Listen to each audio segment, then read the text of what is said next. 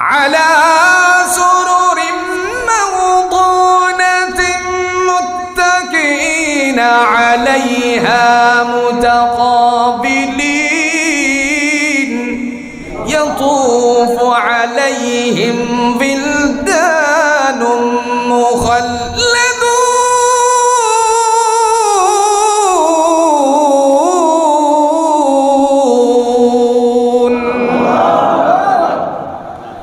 দয়াময় তিনি ডাক দিয়া বলেন, দুনিয়ার কোনো কাঠ দিয়ে আমি তৈরি করি নাই, প্রস্তুত করি নাই, আমি বানাই নাই। স্বর্ণ খচিত বিশিষ্ট সিংহাসন তোমার জন্য আমি বানিয়েছি। হাতাটাও স্বর্ণের, পায়াও স্বর্ণের। আর এই সিংহাসনে কেমনে বসবে? আল্লাহ রাব্বুল আলামিন ঘোষণা দিয়ে বলেন, বান্দারে তোমরা বসবে, এটারে আমরা কি বলি? জোরে বলেন। হেলান দিয়ে বসবে, পরস্পরের মুখোমুখি হয়ে।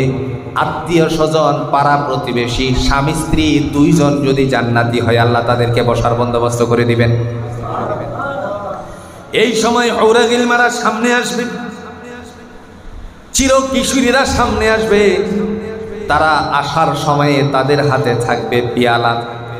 তাফসিরে তাবারিতে আবু জাফর ইবনে জারির রাহমাতুল্লাহ আলাইহি বলেন, রইসুল মুফাসসিরিন হযরত ইবনে আব্বাস রাদিয়াল্লাহু তাআলা আনহু তিনিও বর্ণনা করেছেন, মুক্তার প্লেট কিংবা স্বর্ণের পেয়ালা নিয়ে তারা হাজির হয়ে যাবে।